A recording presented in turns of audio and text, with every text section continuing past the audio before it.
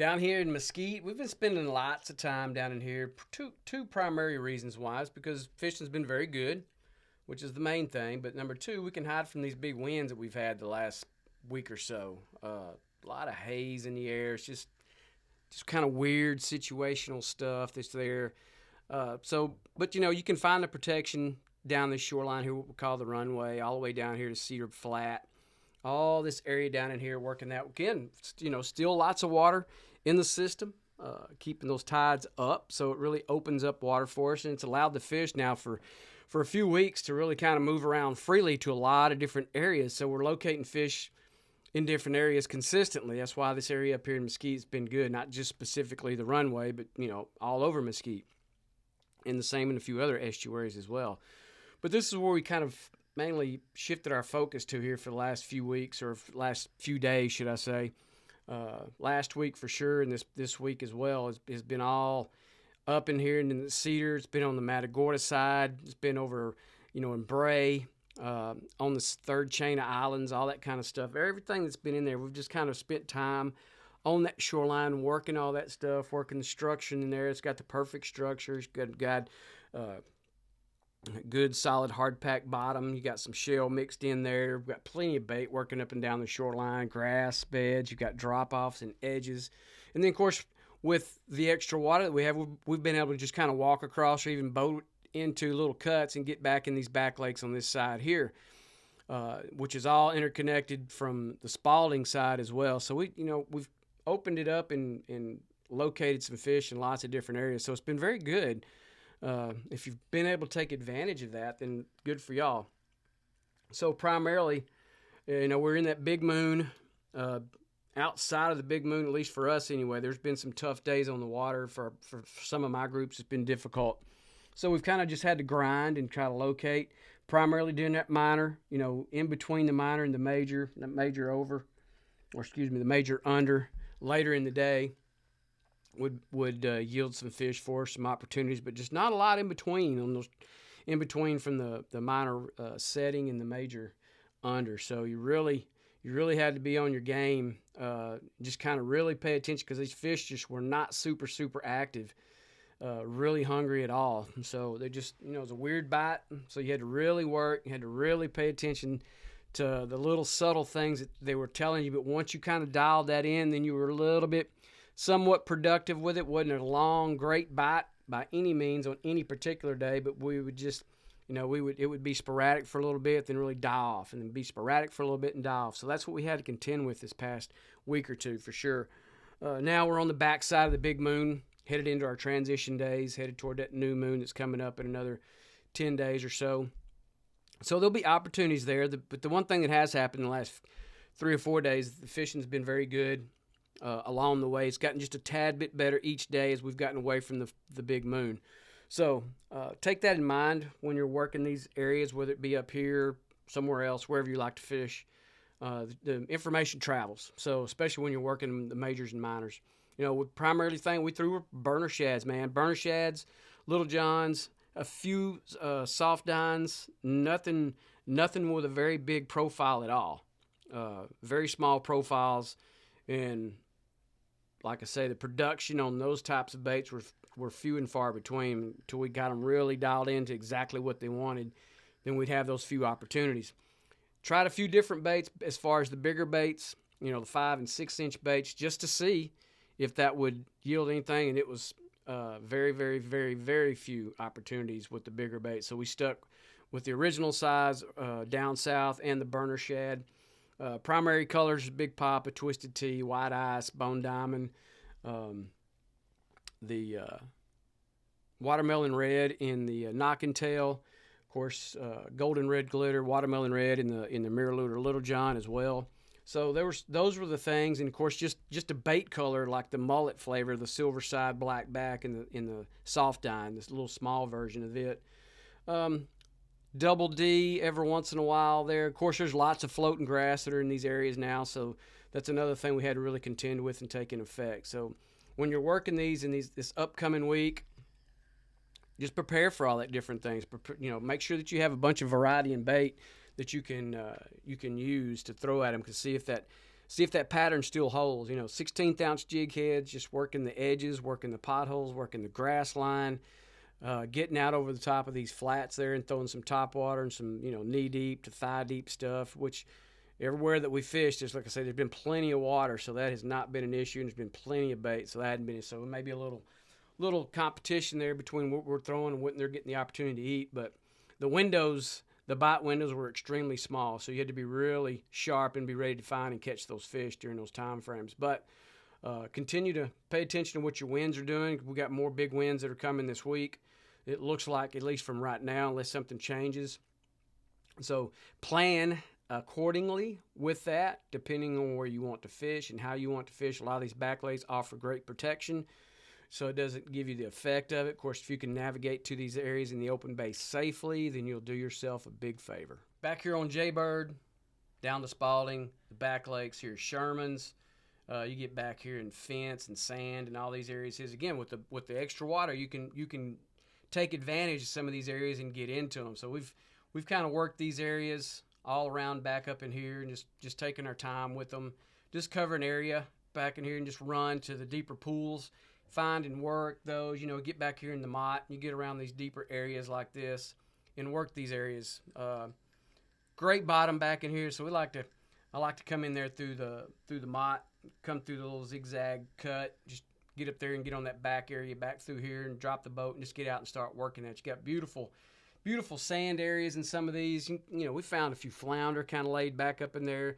Seen a few black drum. Didn't get too many hookups with that. Mostly redfish and scattered trout back in these areas back here. But, again, with the amount of water we've had in here for the last, I guess, 2.5, 3 weeks now, you can take advantage of those kind of things, take advantage of those opportunities.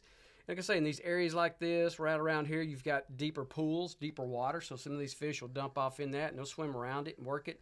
So we're primarily just throwing top waters back in here, the burner shad again, just kind of working everything really slow because it's pretty much just thigh to waist deep in areas, otherwise knee deep, but enough that you could work it. A lot of grass back in there, so you had to really contend with that. But, we could locate, find fish, whether it be redfish, trout, whatever. We could locate. A lot of boats run around, not too many back in here, more your pole and skiff and airboat guys you have to contend with back in those, but it was fine. So we could work this, and like I say, you can dump in from way back over there off the Jaybird, and you can work this thing all the way to Allen's Lake and Allen's Bight and all that area there. So it's pretty neat to be able to run that kind of stuff from time to time. And it's only when you have the bigger tides when you can be able to do that. And so we do that, and we can locate, and you can cover a large amount of water somewhere you're going to find and locate your fish. We get back in around here, and you get back into the lake, work these edges along this way here. Primarily trout back in some of this stuff here, scattered redfish from time to time. We even came all the way down and worked to the Mud Island here right off of the ranch house there on that shoreline. So, again, lots of area to cover, lots of things that you can look at and just take your time with. But, again, with the big moon that was in place for us, primarily our opportunities came during the minor time frame and just very little opportunity in between that transition from the minor to the major. And then, of course, we get to the major, we'd have more opportunities, or a few more opportunities, should I say, during that time frame as well. So that was the characteristic this past few days with the big moon in play. Much tougher. Like I say, conditions dictated some of that stuff as well with the big winds that we've had, got all this haze that we've got in here. So a lot of it just kind of all factors in. It's just, and if you don't get to fish it very often, all that stuff will play havoc with you, and it'll kind of be frustrating. So don't feel bad if you had a tough week, and with Memorial Day weekend just passing by for us, so there's lots more people on the water, so I even added to the equation as well. So more than usual boat traffic in a lot of areas, so fish getting run over and pushed and moved around, so that added to it as well. But you just have to contend with those types of situation and do your very best that you can. Again, burner shad was our main thing that we threw during the big moon. Transition moon's coming, so have a variety of baits. See if there's something that sticks out more than others. See if your bite frames really pick up for you even more so than what they have in the last few days. But again, just pay attention. Make sure that you have a plan in place and execute that plan according to what your weather patterns are going to be for this upcoming week. So there'll be a few less people that are going to be on the water now that we've passed Memorial Day weekend. And so there should be some good opportunities out there if you're able to fish during the week. So one of the areas I like to get into when we got these big winds in place like that, occasionally when that does take place, you get down here in Swan Lake, working the outside edge on the Copano Bay side, working the guts that come back into the back lakes, stay on the outside there with the grass and the edge out there, nice hard packed bottom that's there. And you can work it all the way down a little bit like you're headed toward Eagery Island back this way. But primarily you just work down that a little bit, but I stay just on the outside, and if the fish are not dictating anything as far as that go, you'll see some people fishing the oyster farm that's out there in front of Swan. It can be good at times for most of the people that, especially if you're throwing baits. You can throw plastics around that, but I just choose to stay away from it, primarily wading. So we'll get on the inside here and work the edge, work the back shoreline, working all this area in here. And again, with the amount of water, extra water that we've had, and this has all been pretty good back through here. It's been primarily trout and redfish, mostly. But every once in a while, you scrape a black drum up in there. But primarily, it's been redfish and trout. Hadn't caught any flounder back off of here in a little bit. So every so often, you might get one. But you can work, again, all this area out here. You can work up in the shore back here and start working some of these piers that go down here, all the way like you get into Port Bay in this area down here around the islands and stuff. So that all has lit up pretty well. Been a decent amount of fish being caught.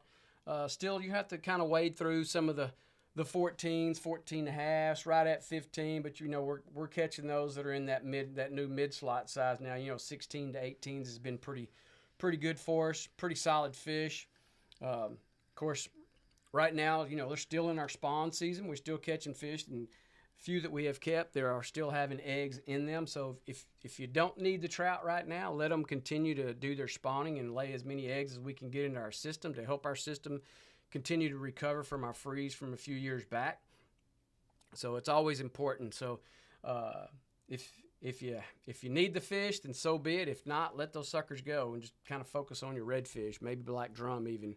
But anyway, like I say, we've worked these areas, just working the flat, throwing topwater back in here, throwing the down south, throwing the original size. Again, like I said earlier in the other videos, it's the last few days have been very difficult outside of the majors and minors, at least for people that are throwing artificial. Most of my group, all of them we had some struggle days, and that's just part of it. It's going to happen that way from time to time, but you just manage your expectation on based on what the situation is, whether you're in a big moon, transition moon, full moon, whatever, with the conditions, windy wise, calm, whatever. You have to contend with them. So always have you a plan of some sort, even an alternate plan, if at all possible, and just see what happens. If the situations dictate you need to do something totally different, then be prepared to do that. So that's why I suggest to you always have a full array of different size and profile baits. Colors is always going to be whatever your water clarity is, depending on clear to stained, whatever.